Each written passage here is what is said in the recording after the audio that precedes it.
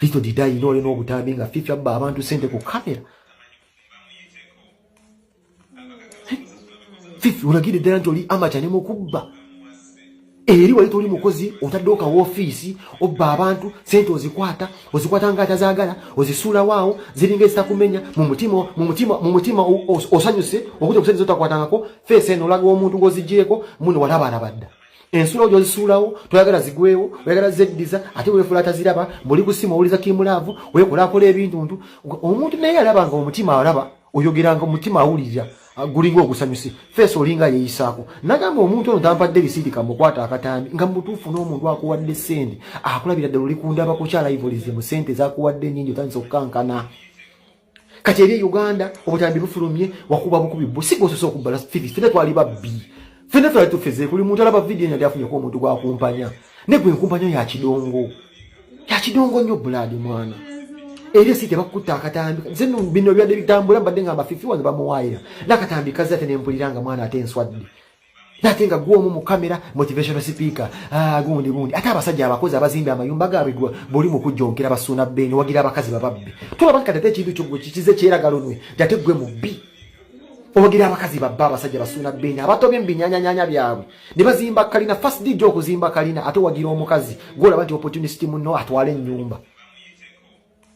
kati bujitu na chona kitandisa okufolinga in place just kala kaliya weri Fifi dara kaliya weri chikulagira dara ntino what TV presenter mwafunanga mitwala abiri tebwamalanga temwageranga kola obusubudi mu bulala mwabanga babbi office za mwezisi mukulabi office yo yobadde otudde Fifi mu ka video office akatebe kaliyawo zero office zibera zisemka buli ndako buli mwaka tebe kamu buli mwaka meza siraba ho computer oba wali office yali kapuli bagita batya mbakuwere sente birabya kupangirira nene bulaya jo zero jo wa very tokola nene tokola Fifi laba yo mwana bintu byakola temuli mu binya Fifi the queen rasta sigwe opula wa city nzoli chali wani kulya Fifi nonya yakalimbo basenga sidi babira mbakadde kula Jose ebintu afazali nabirira abana abato mulimu emirimu gyokulabirira abana abato bano bajjukiza okumira ebiweke ebulaya tukola tewali yo star Fifi the queen sigwe ola falida nakazi wakola temuli bibi nibaletedde obuzibu kati enobba eno simanyi neno gy'olyobba kati balita lavu bakuguddeko simanyi fayiro babisinkira embassy bigera kuyingira mugundiyo asayiramu application zo kati nozamulaba nti nze nali neewuunya lwaki mwana Bobi Wine ono yasanga NUPF n'obuzibu wafuna obuzibu ne NUP eno ozoba nabo balaba bulabi nti it's just a matter of time ogenda genda Canada gy'ogenze ofuneyo ku activity booteekawo obwa fraud obukole mu linnya lya NUP ne bakulya akawanyi kwa neewuunya obusungu gye wabujja nze nakumanya ng'omuntu wa Bobi Wine kuva dda ne Bobi Wine naye alinga omuntu w'omulogo aleka abantu ensi nekkolako neewunyiza okulaba ng'obutambi buva nze gwami badde nkyawakana mwana Fifi bwendaba akatambire ngamba lasita ng'oli amaca byokola eri gye wava miwunyo neno gyozzeerawo wotandikidde kati awo kiraga ki Fifi ndiye sawa okkirize nti lasita sirina kannya buno obunnya butulimba tebuliimu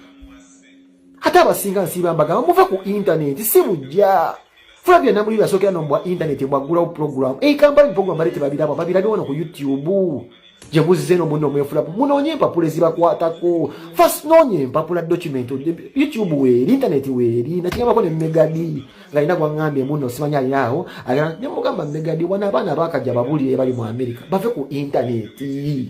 basoke banoonye empapula bonoonye empapula kimu kifolinga in place Flavia namulinda bibintu by'etwende babirabye e Uganda nemwe mufuna mulaga mbuno mwina bantu bemukonjera e Uganda mumbayisaamu amaaso temwatuukatuuka ddani mu American dream ofunye okafulaga ka America okatadde mu video yo nti batye biba bagenda okulinda okusekirira basendi muve e Uganda nga mulaga nti nga mugenze nnyo mubalese mudduse ekibambulira ate bwe mutuuka eno ate ne muweereza e Uganda aba ne mbayisanga ab'ekitagasa biba bagenda obbalinda empungu terya bireeyi oba ojja kudda ku ground eno ekikulinze bagenda kulinda mu makungula kuba kuzizza bakufudde emboozi negwe weebuuza omuntu wa bulijjo atali serebu wagenda e Kampala bamulangira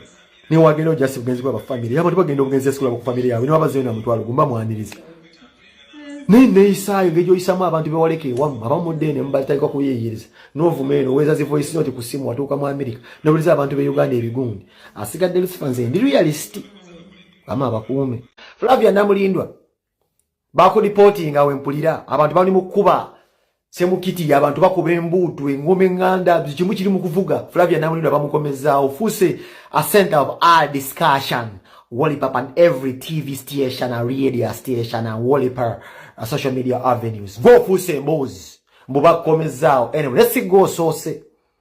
sigwe osose ne waacha abantu bali mu kudiscussinga ku wano we bagambira abantu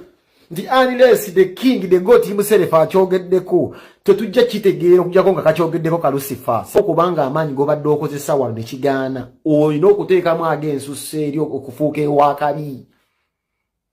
Flavia Namulindwa obadde okola mulimu kye Uganda obadde TV presenter TV show ebadde etunda show yali ya Lubugwe kikyentegeeza obadde ne ati oyina karakita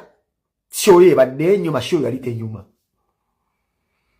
ba TV presenters abakyala abasinga batono abatugenda okulaba zikarakta ngeza abastraka mwezi ezabazo simanyi ono omukyala kati ngono omukyala simanyi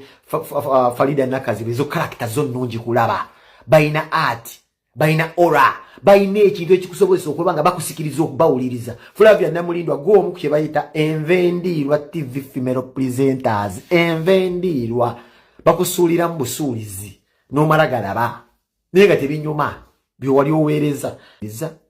ekigendo determining ebigendererwa byo oba obusobozi bw'okubeera nga you establish yourself nga nkuba kye yagenda okutuula wano obeere farm otobe gy'emikwano gy'osooka okusanga mu Bulaaya mumpulirize abantu b'osooka osisinkana emikwano gy'osooka okukola abasooka okukubudamya antalagi gy'osinga okiringa nayo ekola 99% ku future yo mu Bulaaya b'osooka osisinkana abo bw'osisinkana ba 40 nga bafu bafeeriya owedde okujjako Katonda nga akuwanzeeko ddusu n'obatebuka mulimu e Bulaaya omuntu nga ye alaba waakajja n'agamba lala salamu tayinza kumpitako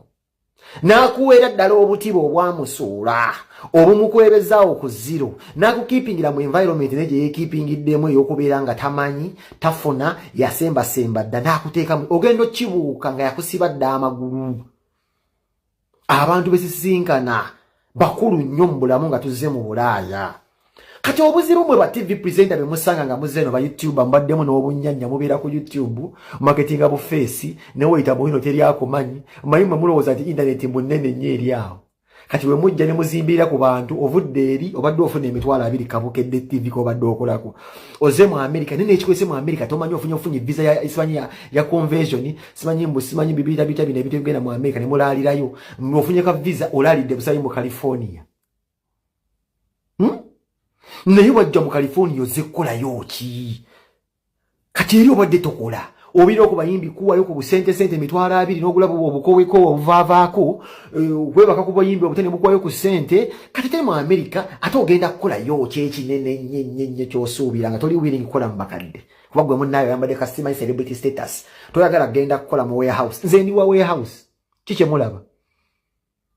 mabavu kikye mulaba ndi kasajja kakozi nina abaana mabavu lero ndi off gaago mabavu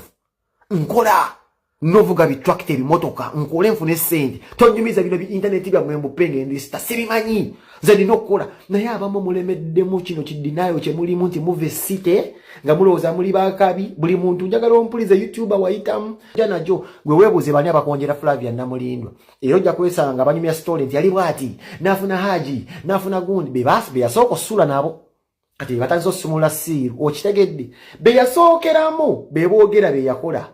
naafuna omusajja simanyi n'azaala abaana 5 speed beyasooka oba naye bujje mu nnyumba gy'emikwano gye nkugambye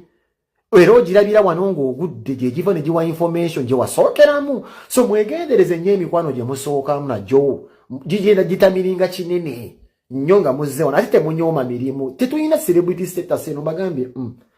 mabavu nze ndi musajja mugobi ate n'ekira waliwo emyaka bannange egitakuba kyeyo mubeeko n'emyaka ebiseera ebisinga gye mumanyi bw'oba omanyi togenda kukola mulimu gwa buyigirize wano tojja